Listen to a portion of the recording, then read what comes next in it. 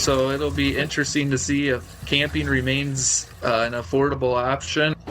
Whenever you come down to water leaks, all of a sudden the price to fix it is just astronomical. You still have these people being like, pour Pine Sol down your toilet, pour bleach down your toilet, pour Fabuloso down your toilet. RV life. RV life. RV life. RV life. RV life. RV life podcast. Welcome back to the show. I'm Jim, back at the wheel here for RV Life. And I'm Rene. We have an exciting ride for you with this one, so hang on tight. This week, we're covering a lot of ground, literally and figuratively. First up, we've got John talking with the editor of Woodall's Campground magazine about a big year of RV travel planning, with once-in-a-lifetime events and why early reservations matter more than ever. Then we're getting super practical with our own lifestyle segment. We're sitting down with Zeb the RV tech, a certified RV technician we trusted to repair our own awning. We talk about the issues he sees over and over again, what to watch for when you're shopping for a rig, and what regular maintenance really pays off. For the RV Entrepreneur Profile, Rose and Glenn talk with Ricky Stewart from Unique Camping and Marine. They're tackling one of the least glamorous parts of RVing and somehow making it interesting, useful, and even a little funny. And then Bob wraps things up for us with Forest River General Manager Willie Miller talking about quality, production growth, and what it looks like to build better long-term relationships with both dealers and customers. All right, lots of ground to cover here, so let's get into it. Kicking things off, here's John with our RV travel segment. If you're thinking about Route 66, America's big birthday celebrations, or even World Cup travel, you'll want to hear this before you start planning. Okay, here's John with Ben Quiggle, editor of Woodall's Campground magazine. Hey, everybody. Welcome back to the RV Life podcast. My name is John DiPietro. It's a pleasure to have you with us today. And today is a special day because rather than just talking about a one destination podcast like we do normally, we have the editor of Woodall's Campground magazine with us, Ben Quiggle, and we want to talk about a wide variety of RV camping opportunities that are coming up this year, Ben. And first of all, welcome back to welcome to the RV Life podcast. We've had you on so many different publications and presentations that it's always nice to have you back with us. Yeah, I think you're the only ones that want me back all the time. So, Ben, this year is an amazing year because it's the 250th anniversary of the United States. It is the 100th, the centennial anniversary of Route 66. And there's World Cup soccer taking place all over the United States and North America, for that fact, which open up a wide variety of camping opportunities that are really once in a lifetime opportunities. Mm-hmm. Is there any tips that you would give to our listeners about making those reservations for camping nearby these big events? I think I was just on Route 66 a couple of weeks ago, and I think if you're anywhere near those areas that are going to be doing any big celebrations, I think Yosemite's doing like a huge fireworks show they're doing out there, and of course Mount Rushmore and stuff like that. I think you're just going to have to book early. Some of those sites might already be completely booked up for those celebration periods. So I think the name of the game is booking early and trying to find maybe some parks that, are maybe less known or less popular, I guess, too. Yeah, exactly. Route 66 is that iconic road. A lot of people say, well, where is it? It goes from Illinois to California, right? Yeah.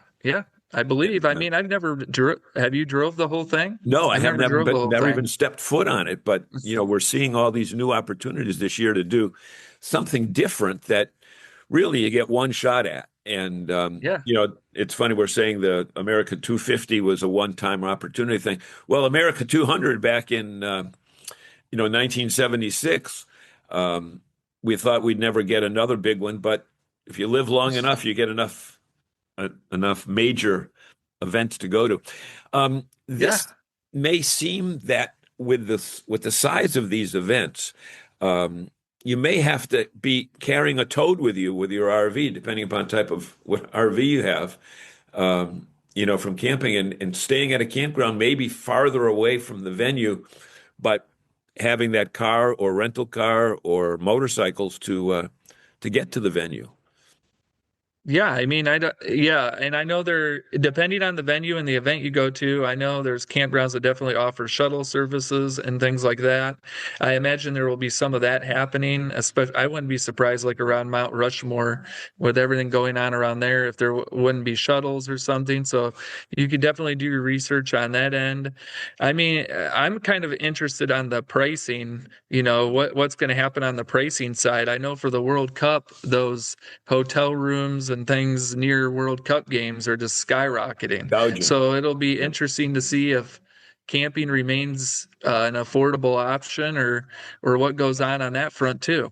So And then there might be those adventurous people that just want to go right to the venue and pay a little bit more to park their RV in the stadium parking lot for that particular night. I know that here in New England, the stadium that hosts the New England Patriots is the same venue that has soccer, and they have an RV lot that's adjacent. And I think so many of the NFL stadiums do have accommodations for RVs. It's just a question of, number one, what will the price be?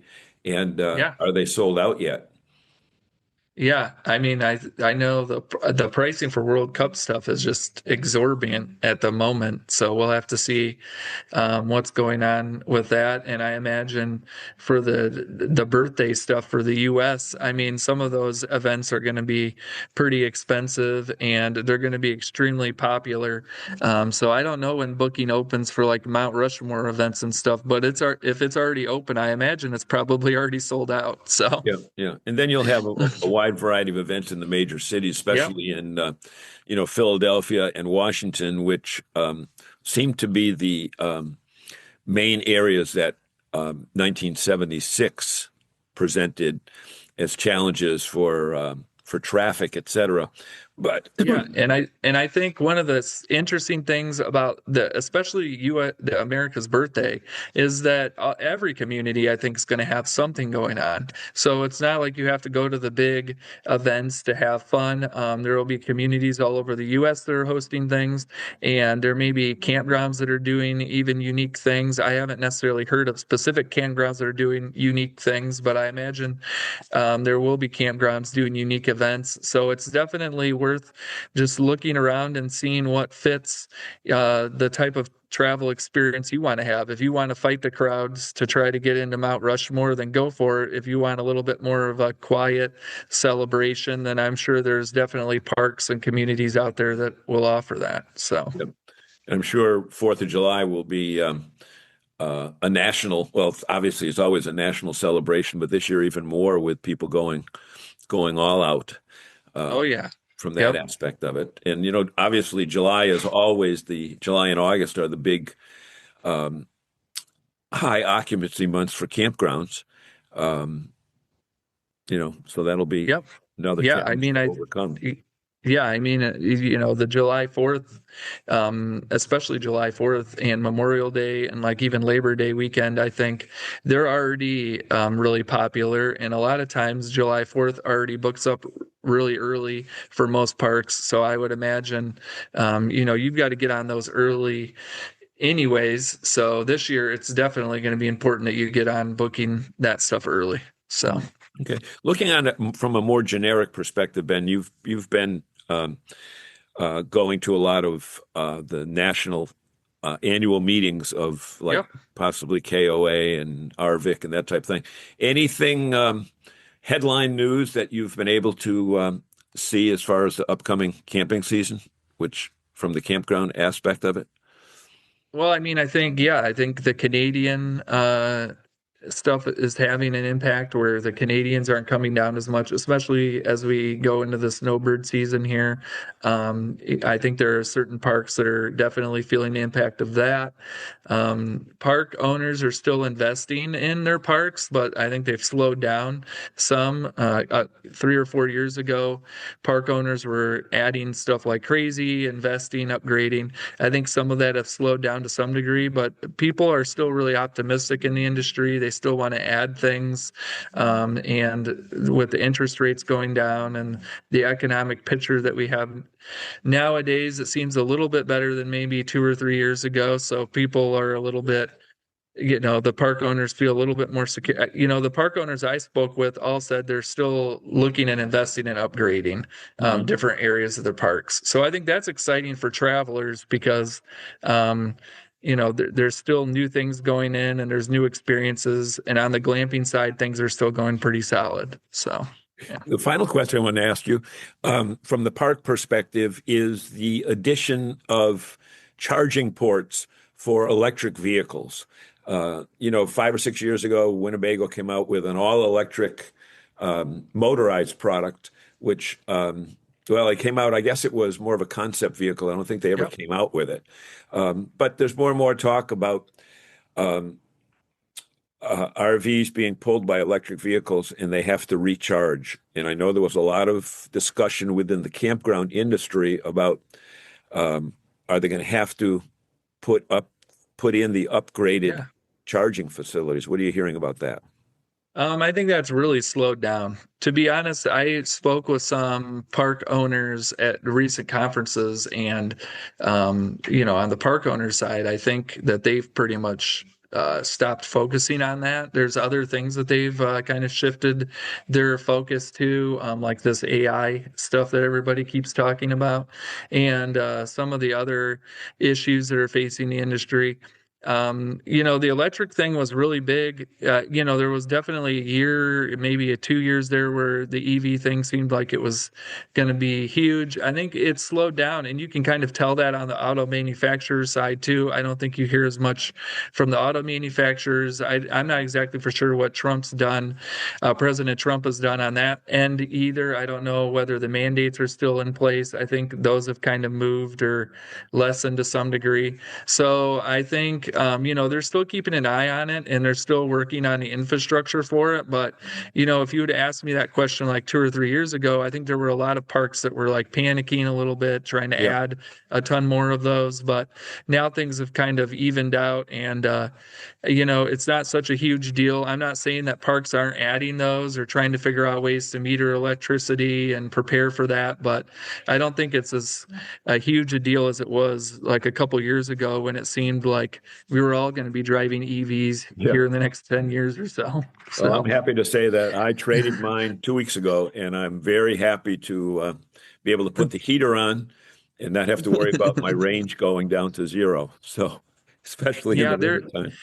There a couple of years ago, it seemed like by 2035 we were all going to be in EVs. Yeah. So don't think that's the case. So I can't believe that our time has already expired. We have been talking with Ben Quiggle, the editor of Woodall's Campground magazine. And Ben, always a pleasure to have you on the show with us. And want to extend that invitation to come back real soon. Yeah, well, thank you for letting me on, and thank you for listening to what I had to say, I guess. Great. This is the RV Life Podcast. My name is John DiPietro. His name is Ben Quiggle. We'll see you again real soon. Oh, that's great advice from John and Ben. And if you're planning anything around those big event weekends, that book early message is going to come up again and again this year. That's for sure. You just can't drive all day anymore and show up somewhere expecting to find a site like we used to. Oh, stop it. You're sounding old. All right. Coming up next in our lifestyle segment, it's one we wish every RVer could hear before they buy their next rig. We're talking with Zeb, the RV tech, and he's breaking down the most common problem areas he sees in both new and used RVs, what's a real deal breaker, and what's actually doable for DIY maintenance. Plus, he shares a simple way to read an RV when you're shopping, so you can spot neglects before you inherit someone else's problems. Now here's our discussion with Mobile Master Certified RV Repair Tech, Zeb Hahn. Hey, Zeb, thank you so much for being here today. It's really nice to see you again. Yeah, certainly. Great to see y'all's faces. It's been quite the time. Yes, it has.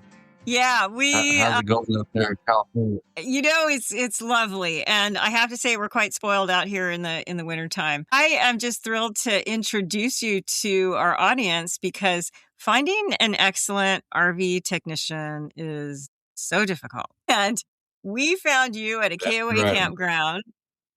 Yeah. And you have it all together. And we just loved how you helped us out when we needed the assistance with our awning. And Tell our audience how you got started in the industry and a little bit about your background. Well, it was actually my grandparents owned a campground in Missouri, and I grew up there ever since I was 2 years old. Spent about 23 years of my life there, and so that was kind of my introduction to the RV world. It was like one big family there. Everybody's great. So that kind of really instilled with me and kind of always put camping as a priority in my life. From there, I went to building houses and just kind of wasn't my jazz. So I applied at a camping world as a salesman, and thank God the service team got a hold of me. And, it was definitely life changing, at that point. And I did that for about 4 years there in Columbia, Missouri, and then applied to some places out in Colorado and finally landed a job at Lazy Days out here in Colorado, and came out here and worked as a technician for about another 4 years at one of the high-end dealerships, push a lot of big units out. That's kind of was my experience in the RV industry. You definitely learn a lot through the years at a dealership. There's a lot of things that go on. I transitioned from doing that, and then growing up at the campground, it was a lot of running my own business, because I eventually took over when I was 16 doing the paperwork for the corporation. So I was always kind of running my own business, whether it was lawn care or, we had a Christmas lights gig that we done years ago. So, running my own business was kind of always instilled with me. So I kind of put everything together and decided to bring this to people at the campground, and I feel like my services are a lot more appreciated by the customer in this aspect, as going to the campground, and they get honest advice, which is hard to find in the RV industry, because you'll go on the service counter and, that Right. most of the people don't know what they're talking about, or they may think they do, but, it takes a lot of time and training in the industry to really be confident in what you're telling the customer. So I can vouch for that, because we saw you working on a rig. You have your own rig set up with your logo on it, and you were obviously on site working on something, and we had an issue that we needed, and I went over and talked to you, and within a couple of days you were fixing it. And you obviously knew what you were doing. I mean, we could have done the DIY route possibly, but you ran into some issues with the awning that looked like a little of a struggle, and I'm glad we found you. So my question that I have, though, is when you're looking at working on either new or used RVs, are there any top 3 problem areas that always come up again and again, regardless of brand or how much someone spent? Is it the appliances, the systems, the structural? Is there anything particular that comes up a lot that you're working on? Yeah, I mean, there's several things I see, there's a lot of problem areas all over the RV, but, I see a lot of electrical issues, new and used. You'll see where wires have worked themselves loose from the connector. Maybe it's been rubbing against something for so long that it's broken off. So, I see a lot of little electrical issues like that. Granted, they're hard to find until they show up. That's one of the things where it's kind of hard to know it's coming. Electrical issues just happen. And that's a lot of things on RVs that way. They just kind of happen. They don't have a rhyme or reason to it. Another area I see quite a bit, plumbing. I've had a lot of issues with some of the plumbing, typically the newer coaches. Your older units that are from, the 2000s to 2010, those were plumbed pretty well. But, you get these newer units within the last 15 years, they use a lot of flex lines. And so these flex lines, they're not really great with the connectors. So they're using too big of lines that they've ordered from China, and, they're too big for the connector. It's just, they're not made for them. So, the plumbing, if I look out for flexible lines in a lot of these units, and honestly, if I was buying a new coach from a manufacturer, I would take off the panel on the backside and see if there's a bunch of flex lines. If so, I'd say I want all that stuff replaced with actual PEX water lines and fittings, because I wouldn't buy it, because I know there's going to be issues down the road. It's just a matter of time. But they do. So those things might work in home. They might work at home, but things that are moving around all the time. Is that the issue with those connections? Right. Well, yeah, and they're not using the correct fittings for them. On a hose connection, you want to use a thick barbed fitting on it, and they're, the PEX fittings that they're using are designed for PEX line. so they're mixing their, pieces together. And I see so many water leaks. It's pretty discouraging, because it's like, you want to have this thing done right for the customer. And a lot of times I'll say, we got to remove all this rubber stuff or try to adapt the fittings one way or another. It's a labor intensive job, so, try to hold them accountable before you buy it, especially on the new, because you can say, hey, you put all this flex stuff in here. I don't want it. Even if you've got to pay a little more out of your pocket, it's worth it in the long run. To have. Do you see any differences or common problems in trailers versus Class A rigs? What are some type of things that might go wrong in the bus that doesn't go on in a trailer, or is it all the same? I've always noticed that with the bigger the unit, the more problems you're going to have, and that's just the nature of the beast. Especially with the big rigs, there's, a lot of cost, especially with the engine side of things and the drivetrain that you're not going to have on a travel trailer or fifth wheel. So as long as you're budgeting for those different options, that's the most important thing is, you got to realize, okay, well, even if you're towing a trailer, you've got your vehicle that you've got to take care of. That's, you got to be prepared for that as well, so it's not necessarily just the RV or the unit, but you'll find a lot of problems all over. But in general, the bigger the unit, the more problems you're going to have. On the little stick and tin units, there's a lot of more cosmetic issues. They use very minimalistic items, so they're going to have less problems. When you get into the bigger rigs with the touch screens that operate everything, you're just throwing another level of sophistication and things that could possibly go wrong. And the biggest, I gotta say, the biggest is the sealant, and that's the big thing where, I see issues.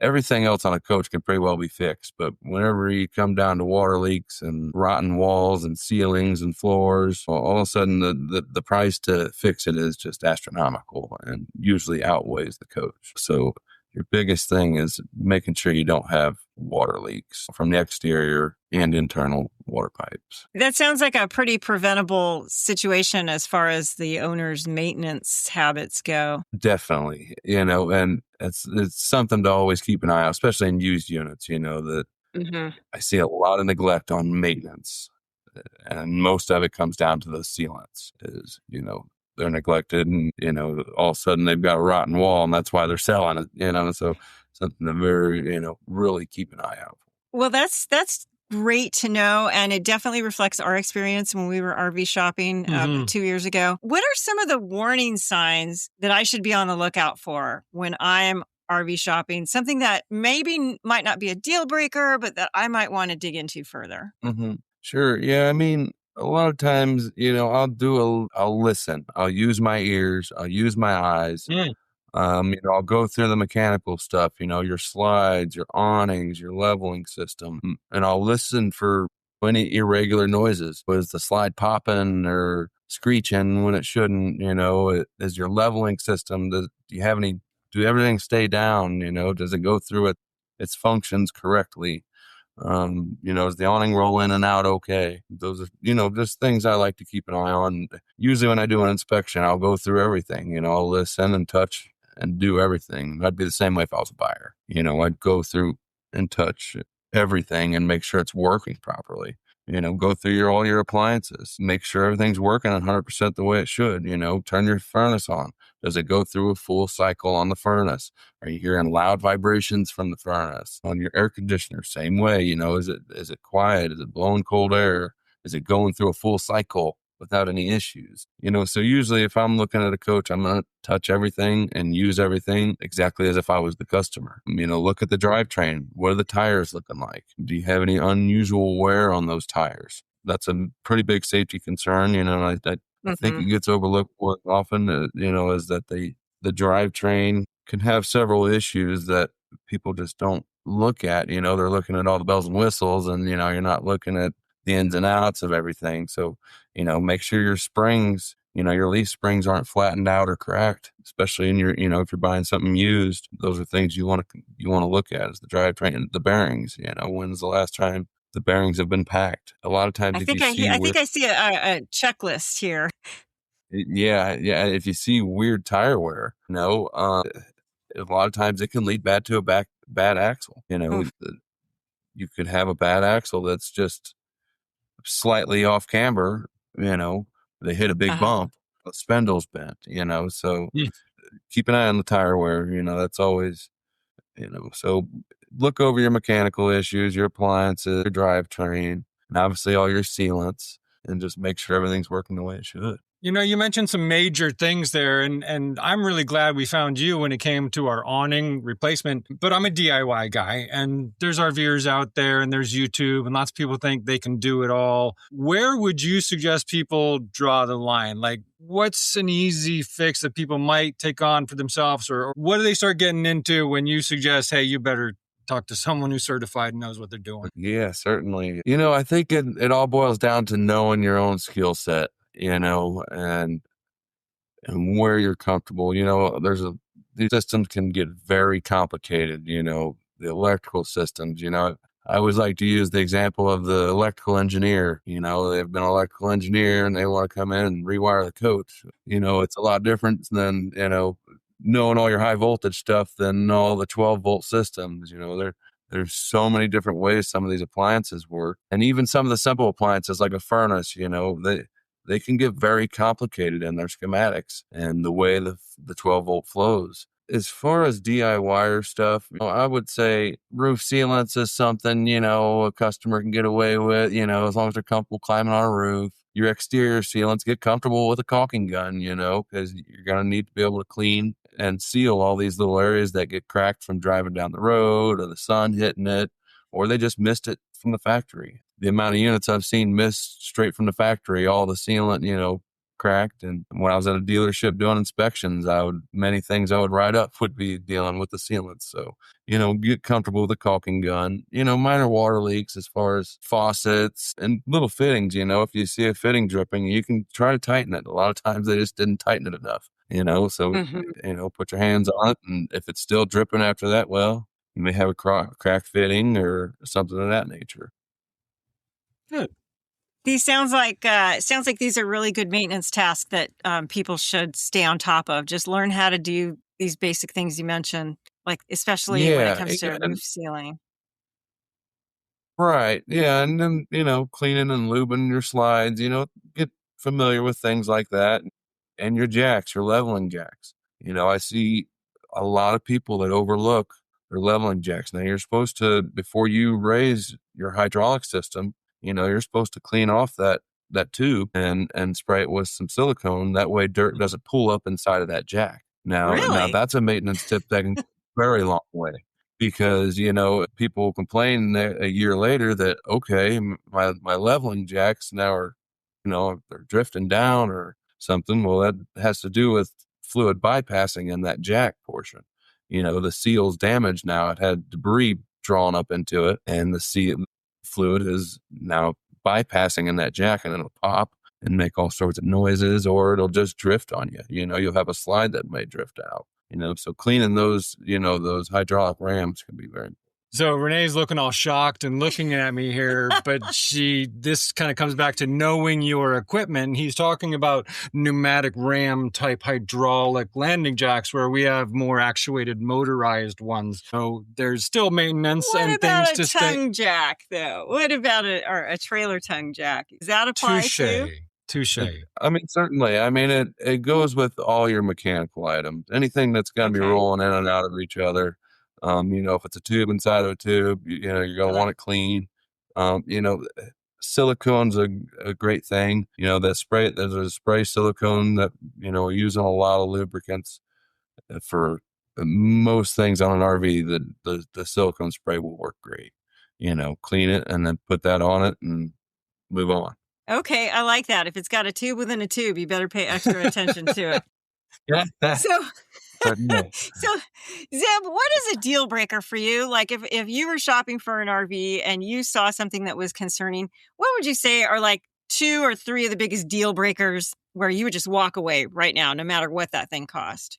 I mean, that's That's pretty easy for me, and that's big water leak, big water damage. Anywhere, if you see a front cap that's looking like it's partially fallen down on like a Class C, or you see warping in the walls, a lot of times on the exterior, if you're looking down that sidewall, you can see where it's kind of warped out, and they call it delamination. It's due to water intruding from improper sealant. People haven't been sealing it, and there's no good, quick, easy remedy for that stuff. You got mold living in there. It's a long process, and getting it back to looking the way, everything uniform and looking correct is very difficult. It takes a long process and a lot of man hours to make stuff like that happen. And it's usually not feasible within the price range, so a lot of those units, they've been neglected. That's the biggest thing I look for is neglect too. Usually you can walk in a coach and say, okay, well, they didn't take care of this thing. You see holes in the wall and panels falling off and, dirt everywhere. All of a sudden you look at that and you say, okay, well, they didn't really do much of the maintenance. It doesn't seem, I imagine if they didn't clean the dirt off the floor, they probably didn't lube none of the slides or seal the roof. They should have, so those are little telltale signs is, look for water leaks and the overall condition of the coach, because you'll be able to tell if it's been maintenanced or a professional's been through it and fixed it. So regarding those leaks, I can definitely attest to that. When we were shopping for a used rig, I got on the roof and my deal breaker was feeling a big spongy area of plywood. And that roof was literally falling apart, and I stepped back and it fell down about a couple inches, and that was definitely a deal breaker. But if you were talking to, say, a friend who's considering a new rig or a new trailer, and you were standing next to him at the dealership, what's like the one question to ask the seller, whether it's, on open market or at the dealership? What do you ask the people? How can you kind of gauge, I don't know, maybe their honesty, or, what do you want to know about a rig before you make the deal? Well, I mean, simple questions about the RV will tell you pretty quick whether they're familiar with it or not. And, ask them simple questions. And has all the maintenance been performed? If they can list off some maintenance items that they've had completed, okay, well, they've at least had some stuff done. If they can't list anything off to you, I'd be real leery if they've done any maintenance at all to it. Have you had the air conditioners cleaned? Did they lube the slides? Has all your appliances been gone through and checked, and have you had a third party inspection done? That's the biggest thing is getting third party inspection is, whether it's a dealership or just a person selling it, get the third party inspection, because all these things I've listed is what guys like me will go through and give you a full list of, okay, these are things that we think need to be done and haven't been done or whatever. And you'll be surprised on new units how much stuff I find. The fifth wheels, I could find 50 items. On the big buses, pushing 100, it's brand new, straight from the factories. Don't dismiss that there's not problems. And a lot of times you can do that before you want to do this, before you sign your paperwork. Don't sign the paperwork until you've said, okay, here's all the problems that my mechanic found, and these need to be addressed before we're ready to move forward with signing the paperwork on this. And they're gonna go through their due diligence and try to get these jobs done. I've even done second inspections, and they failed the second inspection.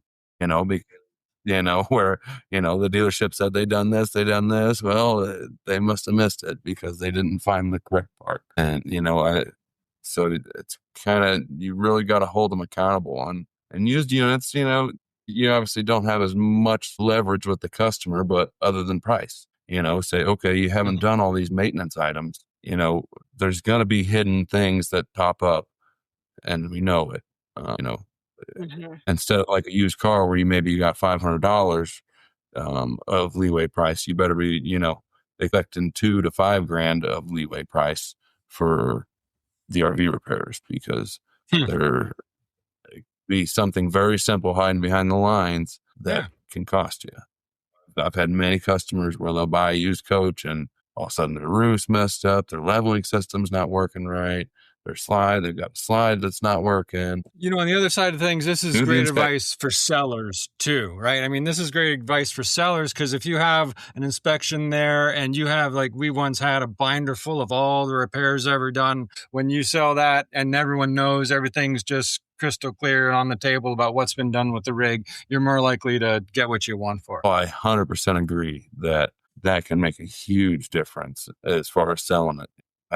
Just like whenever, you go buy a car, whenever they've got all the records of what it had done to it, that makes me a lot more comfortable typically. When they've got when they've went through and say, okay, we had oil change done then, and same thing, had my slides lubed, I had the roof resealed, and those roof sealants, I would say with your roof and exterior sealant, I'd be looking at it once a year, at least.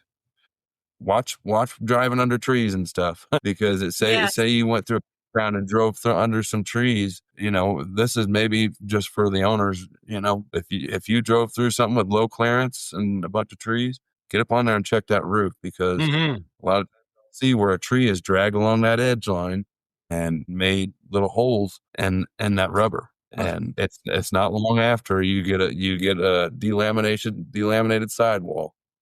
Yikes. Yeah. I think that happened with our first rig many, many years ago. But this is so helpful. Where can people find you? I know you're locally based in Colorado. Can you give your contact info so that if anybody in the area wants to work with you, they can? Yeah, certainly. Yeah, I'm in northern Colorado. Serve all the surrounding areas pretty well, from Denver to Estes Park and all the way up to Cheyenne and Fort Morgan. So I'm all over northern Colorado. You can reach me at I like to do phone calls, so 970-909-4372 if you want to talk to me and work through your situation. I'm also on the web at mastercertifiedrvrepair.com. Excellent. All right. We'll make sure to get the word out, because I wish we had known you when we were RV shopping. Let me tell you, we would have saved a lot of time. So Thank you. That conversation was packed. And if you heard sealants and immediately pictured your caulking gun, you're not alone. Right, but we don't use caulk. Oh, whatever. All right, up next is Rose and Glenn with another RV entrepreneur. And fair warning, this one goes straight into a topic most of us avoid until we can't. They're talking with Ricky Stewart from Unique Camping and Marine, and yep, it's all about holding tanks, odors, sensors, and what actually works. But it's also about building a real business that does not stink by any means. Unique may be solving a not-so-glamorous problem, but they're doing it with education, humor, and a lot of smart marketing. And now back to Rose and Glenn. Hello, Ricky. Welcome to the RV Entrepreneur segment of the RV Life podcast. Thank you so much for coming on today. Hi, thank you guys for having me. I'm excited. Yeah, we are going to talk about your stinky family business, Unique Camping and Marine. And I say stinky in air quotes because your business solves wastewater issues, something that many RVers dread. I know it's definitely not one of our favorite parts of RVing, but you really need to stay on top of it. So it needs to be Totally. Yeah. But before we kind of get into all that, just tell us a little bit more about yourself, what you do. Yeah, absolutely. So my name is Ricky Stewart. As you mentioned, I'm kind of third generation of a family-owned business here. So the company is called, the technical company is Unique Manufacturing and Marketing, because we actually do more than just RVs. If you really kind of stripped it all away, what I would say we really do is we produce bacteria-based cleaning products. So that could be safe drain cleaners. It could be septic system products. It could be stain removers. We have a lot of pet products and carpet cleaners. And then the RV side is just something that we do as part of this stuff. So if you kind of want the whole story, I can just give you the quick version of it. But yeah, we want to know how Unique got started for sure. Yeah. So it actually started not in the RV industry. So way back in 1993-ish, my grandfather, Don Stewart, he was a chemical supply salesman. He had a small distribution company here in Denver, and they sold just a lot of, other people's chemicals on a wholesale level. So they sold to a lot of hotels and apartment complexes. And he was running up against this struggle where people would move out of an apartment and then they would leave behind all kinds of pet smells, a lot of pee. And the apartment complexes were just getting frustrated because they were constantly having to pull the carpet and have to replace carpet. So they were kind of going to him saying, hey, what can you do to help us out here? And really at the core, it wasn't the carpet that was the problem. It was the pad underneath the carpet and the subfloor. The urine was soaking into those things. And even when they would fix the carpet, they'd replace the carpet, they would still get complaints of smells because it was in the subfloor. So he was kind of trying to figure out solutions. And I mean, this was way, way, way before anybody was doing any significant bacteria-based products. And he kind of stumbled upon these things and had kind of started just playing with them and quickly realized that chemical cleaners and surfactant cleaners really just could not stand up on the odor control side of things compared to bacteria. So he started building these bacteria products because at the time, really nobody sold them. He was just kind of sourcing all the stuff to make it himself. And it just ended up becoming so popular that he ended up shifting and moved away from the janitorial supply side of things and just started making bacteria carpet cleaners. And that kind of began his journey. And it's funny because now we do have a big presence in the RV industry, but really where it started, and it's so funny to think back to those days, but I mean, it was really kind of pre-cell phone. It was pre-internet. It was even the 90s don't seem that long ago for certain people like me, but I guess it was 3 decades ago. So his model was he literally bought an RV, he threw his product in the back, and he just started driving around the country. And he would just go to local hardware stores. He would go to local pet supply stores, and he was just selling his pet cleaners literally out of a box to people he would walk in and just cold call. So it really did, in a way, have a connection to RV right out of the gate because he traveled to pretty much the entire lower 48 states and just sold it himself, one store at a time. And it's pretty wild because to this day, we will still talk to stores who are like, oh my gosh, I remember that day your grandfather came in. He was a character, and it was kind of hard to forget him. And to this day, we still have customers from, 1995, 1996 who have been buying this entire time. And they're like, yeah, I thought he was crazy. He came in, he had his little bag of products, and then he started showing me how it worked. And I was totally sold. We've been dealing with you guys for 30 plus years. So it started there. And then over time, we started to realize, my gosh, bacteria has so much capability. So, a little primer, bacteria can basically break down anything that is organic. So if it's not synthetic, if it's not man-made, there's a type of bacteria that can break it down. And it's just the process of biodegradation that we're all used to. You throw food out on the ground, you come back a couple weeks later, it's gone. It was the bacteria that was in that environment that broke that waste down until it really just kind of disappears. So we started taking bacteria and then started kind of separating them and formulating them to where we could take specific bacteria who are really good at specific tasks, and then we could send them towards a job. So we would have some to be really good at eating grease, or some to be really good at breaking down carbohydrates, or some to be really good at breaking down fats and oils. And then we'd start to kind of carve those out into different products, which is now how we have drain cleaners, septic system products, wastewater for RVs and boats, so on and so forth. And a lot of the companies that are out there kind of in our space who do bacteria-based cleaning products for RVs, they're not quite as advanced as we are. A lot of them, and they're not wrong, pretty much bacteria are incredibly, they're incredibly resilient, and man, they can kind of take whatever form they need. So you can technically put a bacteria into a septic system and it will release whatever enzymes it needs to stay alive inside there. Or you could put it inside of pet urine and it would do the same thing. But once you really drill down into this, there are different strains that produce different enzymes better than others. And this is one of the things that really separates us. A lot of our competition will have the same 5 strains, call it, and they'll use it to open a drain as they will to clean a pet stain, as they will to treat an RV holding tank. And we really can drill down a lot more. So over the last 30 years, we've really perfected that process. And we have very strong, specific strains, stuff that's proprietary to us. And then in the last, 5-ish years, we've really leaned into enhancing them with extracellular enzymes, which we can get into that if you want, but that's basically on top of the bacteria. So my grandfather, he never really retired. He just kind of stopped coming in when he couldn't. Unfortunately, he's passed at this point, but he stopped working probably about 5 years ago. And then he handed it down to my aunt, and she was in the company for years. And then I took over about 4 years ago. So she's retired now at this point. And now, as far as the family goes, I'm the one who's kind of at the helm.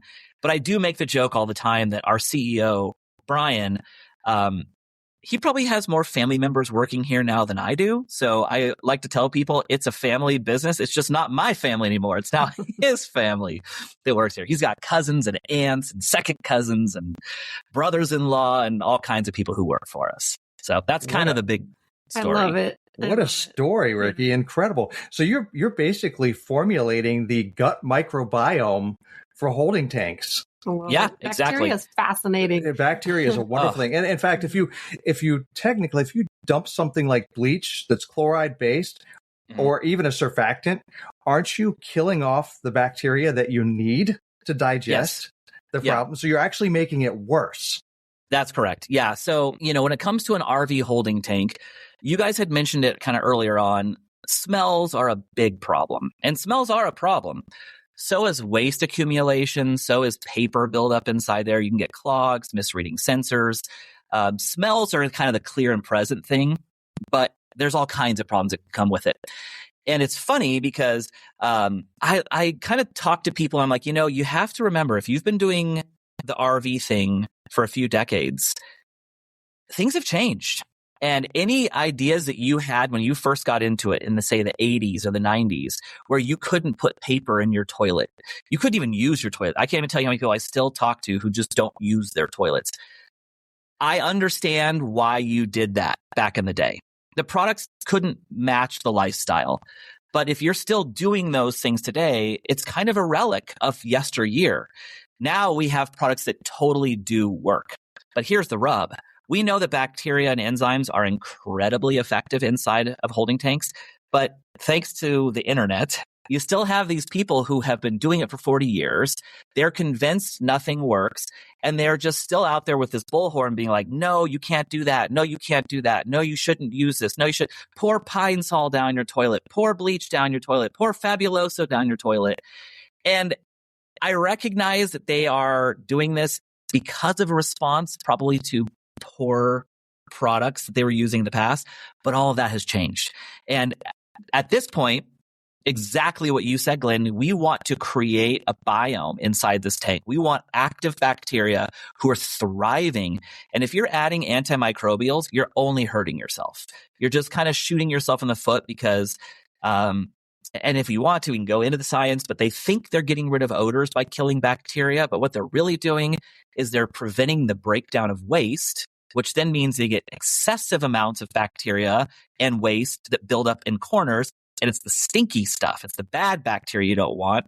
And now you're stuck with all kinds of smells and clogs and misreading sensors. So really, if you understand the science, you want to keep that bacteria alive. Yeah, absolutely. The right side of that chemical equation, you don't want sulfur involved there. You want that bacteria to take care of that. Right. 100%. Yes. And we would love to get into science, but unfortunately, I did see or read where you do all this. You've created holding tanks and you do experiments. What's your lab look like? Yeah, what's your lab look like? Sorry. Yeah.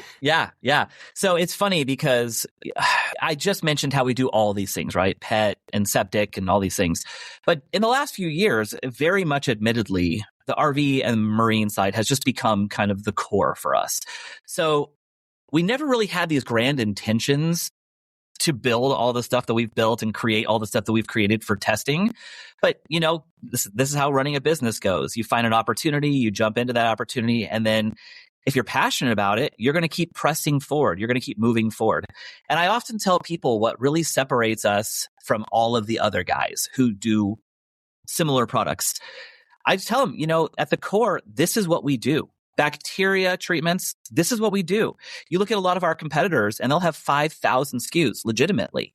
Hard goods and electrical and devices and tools and they just don't live in the world the same way that we live in the world. So not only do we have a dedicated lab here that's just constantly working on retooling and understanding and educating ourselves so that we can make better products, we've also developed all kinds of proprietary systems for testing.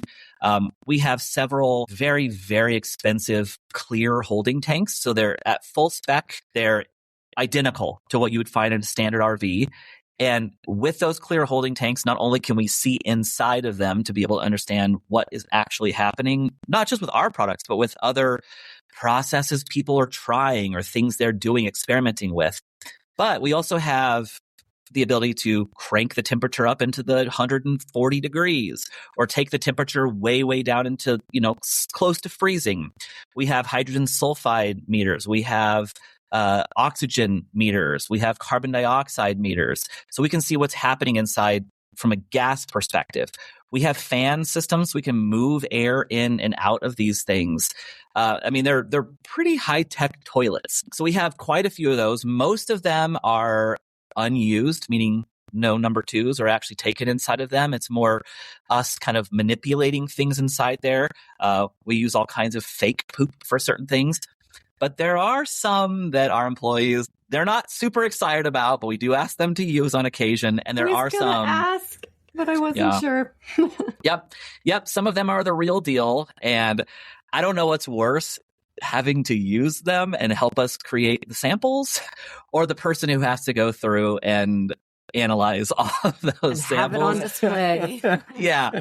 It's funny because they're both Jake, awkward. you had tacos last night, Exactly. So, but I can tell you this, it's really opened our eyes because, even though this is, as I said, quote unquote, the world we live in, holding tanks are underneath in a dark little corner of your RV. And as much as you can extrapolate through a camera you send down there or, just your experience, you don't really get the full understanding of what's happening until you can fully see exactly what's going on. An example of that would be, I can tell you with complete confidence, if you're using a tank rinser or a tank wand, it doesn't work nearly as well as just simply filling your tank with water and opening your valve for rinsing a tank.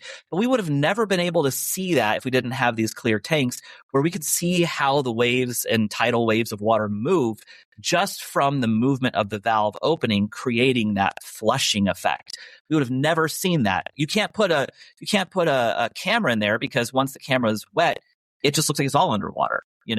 So there's a lot of things that we've been able to kind of learn through the process of these things. And then beyond that, we have, I don't even know, lots and lots and lots of other toilets that are not clear, that we have every sensor probe imaginable attached to them. So we can go in and figure out how to make them not work. So we can go back in and then learn how to make them work and so on and so forth. So we have a lot here. And then the other side of it too, from the lab perspective, we work very closely with enzyme producers and different sourcing for our bacteria. So we don't just kind of get it out of the box. We have kind of some from these guys, some from these guys, some from these guys. We mix some of these guys. It really is all very proprietary for us. And I can honestly tell you, we probably don't go 6 months without upgrading a formula. There's something new every 6 months or so, whether we say it to the customer or not. In fact, we actually just released a stick pack, which is a super exciting thing I can tell you guys about. But we actually retooled some of the formula for that like 8 months ago. And the customer's been getting an upgraded version, just didn't even know it. But that's just what we do. We just keep working on these things and keep building these things.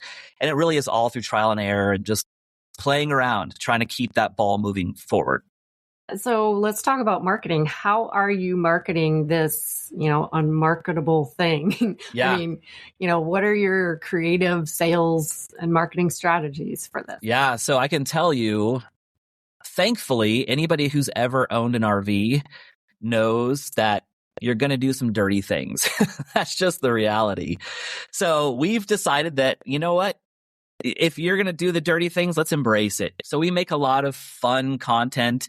I would say at this point, probably, 80-85% of our marketing efforts are all centered around video and photos and all on the places that RVers hang out. Facebook, Instagram, a lot of stuff on Amazon. And, we've kind of come out with a new initiative recently. I'm not sure if you've seen it, but it's a talking toilet named Gary. And I saw it. Yep. Yeah. So Gary is just kind of recounting the tales we've all been through. The most recent one is this big, long diatribe on his time at Quartzsite, Arizona, and what that was like. So we are trying to leverage kind of humor to make kind of a gross situation a little less gross. I can also tell you this too, from a marketing perspective. It's kind of sad, but there's a lot of shame sometimes around this stuff. People get really ashamed that they have a clog, or really ashamed that their RV smells, or, a full timer who's like, maybe in the same spot for years feels like they're the one who's the gross one down the way. So we try to kind of lighten that load a lot with our marketing to make it feel like, look, like literally we help thousands of people solve this every year. You are not a one-off. You are not the only stinky person out there. We can fix this. We can solve this. So we lean into our marketing a lot to kind of hit that angle too, being like, look, worse things have happened. Let's help you fix this. So a lot of Facebook, as you guys probably know, there's a lot of the baby boomer generation who's still RVing. In fact, they're very active. Sometimes they're a little too active on the commenting. They have a lot of opinions. Everyone does, but there seem to be some of the craziest ones. But we find a lot of them hanging out on Facebook. So we spend a lot of time on Facebook talking to them through ads, through social media. I would actually argue that we probably in our industry, specifically holding tanks, easily have the best social media team out there. We have a couple gals who run it for us. And most of our competitors put out stuff like, here, look at our products. Here's the features and benefits. The gals that we have are super creative and super fun. It doesn't hurt that they're like 25. So they're making the content they want to see. So it's fun, it's engaging, it's quirky. And then we mix in kind of the helpful stuff. And I would say that's what really separates us is we spend a huge amount of time making tutorial videos and how-to videos and let's peel back the curtain videos. We've recognized that there's just a lot of unknowns when it comes to holding tanks, a lot of misinformation, a lot of people struggling and trying to make their own home remedies. So we spend a lot of time. We actually have two guys. That's why I'm in this studio. They do nothing but make videos constantly. And it's all geared around, let me help you understand this. Let me help you walk through this. Let me help you get behind what's going on here so you can solve the problem. So the informational, educational side is super, super important to us. And I would actually say it's very core to just our ethos. We really, truly want to help people. Sure, we need to sell products, but I can't even tell you how many times a day we tell people that the most important product they have is water. We don't tell them to go buy our product. We say, get more water, use more water, because information is just so critical for us. And I think it helps build the long game. There's a confidence and a trust there that when you talk to us, we're not going to pitch you something that's not going to work. Our goal is to get you to not need to call us again because we solved your problem. Wow. Precisely. You nailed it. You nailed it. And you answered my questions. So which medium do you think gives you the highest ROI for marketing? Would you say it's like Facebook? Would you say it's the tutorials? It's a funny question because if I had to truly drill down on ROI, I would actually say videos on Amazon specifically have the strongest ROI. But it makes sense. It's bottom of the funnel. People are already there to purchase. You're not just catching them out of the blue. So if you're talking about full stack, where it's like, literally just grabbing somebody who wasn't even expecting to see your ad and running them down the funnel until you just get them at the end to buy, I would say Facebook. Facebook, the Meta platform specifically, but I would say Facebook is the most successful. I can tell you the least successful is TikTok. TikTok is it's a problem. It's a background problem. They can't figure out their own systems. They don't have good metrics. If I had $100 I was forced to spend at some place, I wouldn't even go Instagram specifically, to be honest. I would go Facebook if I'm looking for ROI. If I'm looking for brand warmth and goodwill, I would probably go Instagram just because it's a platform a little bit more female driven, a little bit more emotionally driven, kind of connect on the heart level. But if you're talking dollars, it's Facebook. You're not the first RV entrepreneur to say that. Yeah. Don't get me wrong. I will say Google is good. But, if anyone's looking to do this on their own, Google is very good. But I will say Google is very much about a product. So if you're selling a service, it's a little harder. But Google shopping is very strong. Real quick, we wrap up here. Any advice for our listeners, the entrepreneurs out there that have an idea that could make and help RVers in some way, but they need to take that first step to launch? Yeah. So I actually have a lot of thoughts on this, but I would say one of the things I've learned over the years, I have a formula in my mind for success. You need to create a product that is unique. It's special. It can be better than what other people are doing. There needs to be a huge market for it. If there's 1,000 people, it might be the best product ever, but you're not going to make a lot of money. You need millions and millions, ideally tens of millions. And then third, if it can be something that's recurring, they need to buy a new one every 3 months, 4 months. Those are the three things that make a successful product. And honestly, if you're focusing on something else, you're probably just creating a pet project for yourself. You're a hobbyist probably. And I would recommend focusing on those three things. So then once you've identified that product, I would say a creative team is so critical because we live in a world that's very visual. And if you don't have good creative, specifically video, and it doesn't mean you have to go spend thousands of dollars. You can do it on an iPhone, but you need to have clear understanding of what your consumer's looking for. So focus on video and creatives. And then the last thing is, don't be afraid to spend money on ads. I can tell you we've launched incredibly good products that just stayed in the background and nobody ever knew about them until we turned the marketing dollars up, got the ads out there, and people go, oh, these are great. Why don't you tell us about these? And it's like, well, we didn't want to spend money on ads. We learned that. So ad spend is important and, focus on your ROAS, your return on ad spend, know what your profit margins are. If you have a 3-to-1 ROAS on Facebook, just dial that in. And then as long as you're hitting that, just keep that advertising cranked up. Don't set budgets, set ROASs. Great Brilliant advice. So where can listeners find you? Yeah, so you can go to our website, uniquecampingmarine.com. You can find us on Instagram, YouTube. Honestly, if you really want to get to know our brand, I would say go to YouTube. Look at our channels because they're not the most exciting, but they are where we really focus on the education, the information, and there you'll see kind of the heart of our brand. You can find us on TikTok. You can find us on Facebook. We're literally everywhere. We're in 10,000 retail stores, so you can probably find us all over. And I will say this too. If you have questions, we love talking about this stuff. So if you do want to, just hit us up, give us a call or shoot us an email. I mean, we'd be happy to chat personally with anybody who might be interested as well. Love that. Thank you so much for joining us. We so appreciate your time here. Thanks for coming on. Thank you guys. This was a blast. I appreciate it. Okay, I'm still laughing a bit, but there was some genuinely useful in there. Get it? Let's zoom out now and talk a bit more about the industry side of RVing. Bob has a special guest to share a behind-the-scenes look into manufacturing. That's right. Willie Miller is general manager at Forest River's Plant 410. They talk about what it means to expand product lines while keeping quality and warranty performance strong, plus what manufacturers and dealers are focusing on as show season ramps up. For another look inside the RV industry, here's Bob with Willie Miller.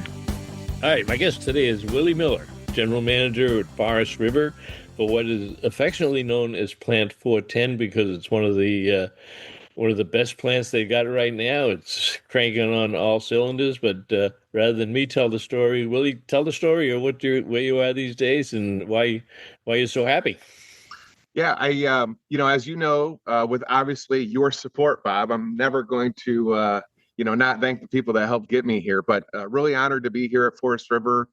We are now 18 months at I call it our little lemonade stand in Middlebury, Indiana. Right.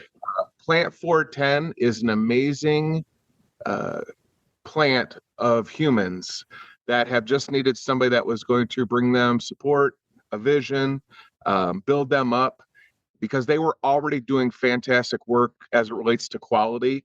This little plant, throughout the 60 plus brands that are made under Forest River, is in the top 5 as it relates to quality and warranty. Now, that doesn't mean we're perfect, but for me to be able to be given the keys of a plant that was already doing very, very well in the eyes of both dealers and, most importantly, as you and I know, our shared retail customers, it was very easy to just not get in people's way and just continue to build them up and allow them to do great work.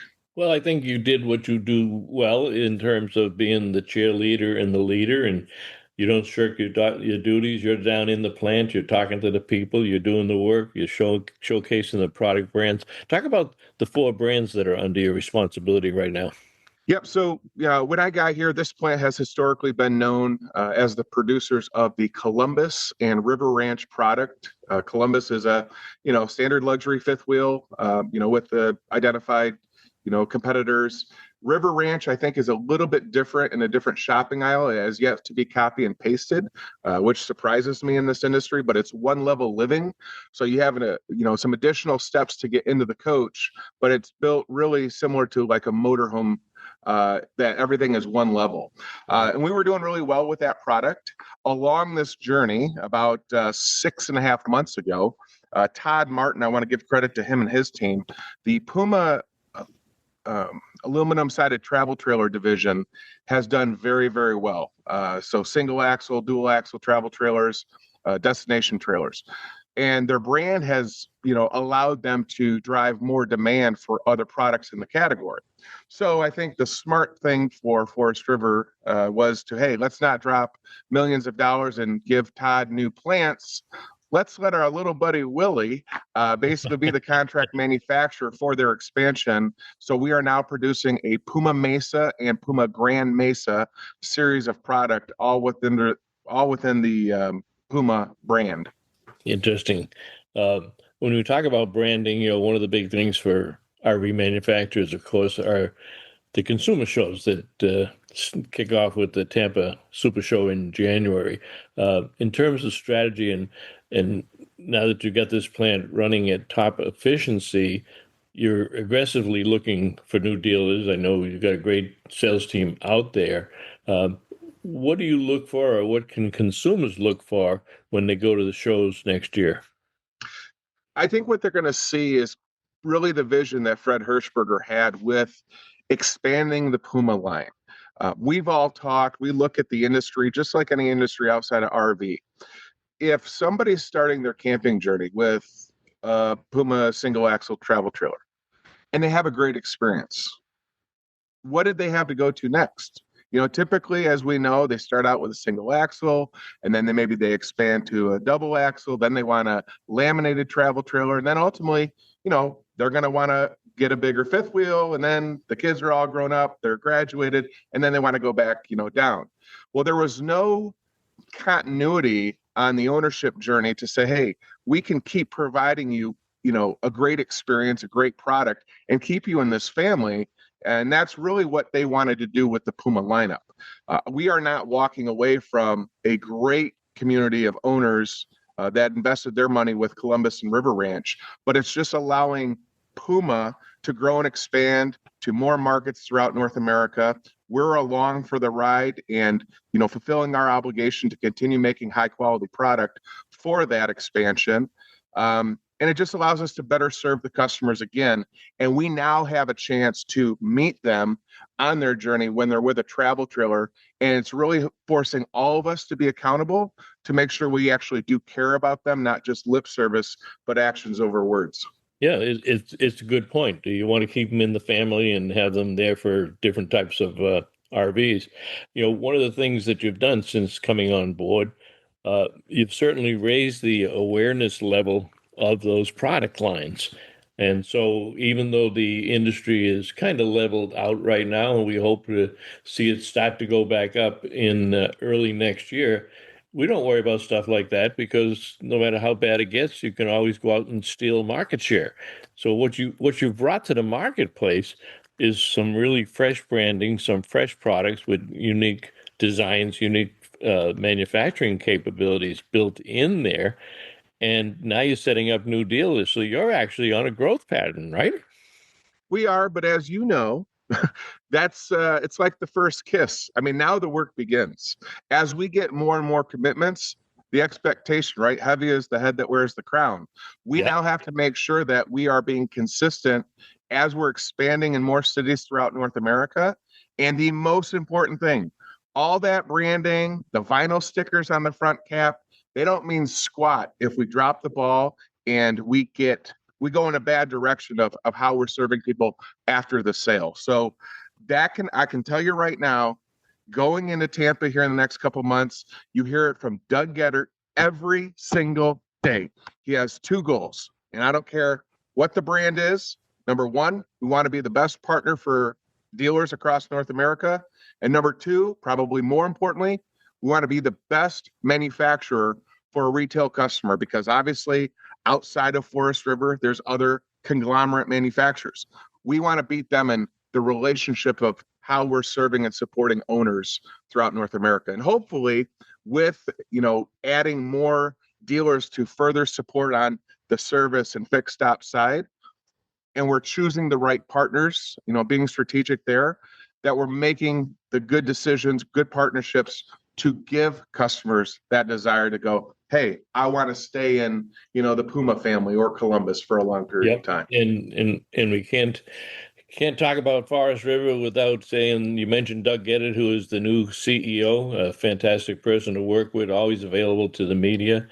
And he assumed that role with the untimely death of Pete Legal, who formed, he was an industry icon. He started Forest River with, basically one product and built it into this empire. So we're talking to Willie Miller, general manager of Plant 410 for Forest River. Why don't you wind it up with your comments on Doug and Pete? The biggest thing I can tell you is, for the first time, I've been in this industry 4 years, I have never seen so much servant leadership from the top down.